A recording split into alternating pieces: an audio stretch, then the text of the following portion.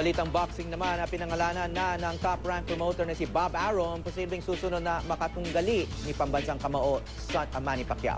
Sa pahayag ni Arum sa sports network na ESPN, sinabi niya nga inalok niya ang Amerikanong si Chris Algieri para sa isang welterweight title fight. Nakilala si Algieri matapos niya nga talunin ng Russian boxer na si Ruslan Provodnikov para makuha ang junior welterweight world title. May 20 panalo at wala pang talo si Algieri. 2 sa kanyang mga panalo via knockout. Inaasahang magaganap ang laban ni Pacquiao at Algieri sa Cotai Arena sa Macau, China. Inihayag naman ni Pacman ang kanyang planong sumabak sa PBA draft ngayong darating na Agosto. Bahagi raw ito ng pangarap ng pambansang kamao na maging playing coach para sa expansion team na Kia Motors.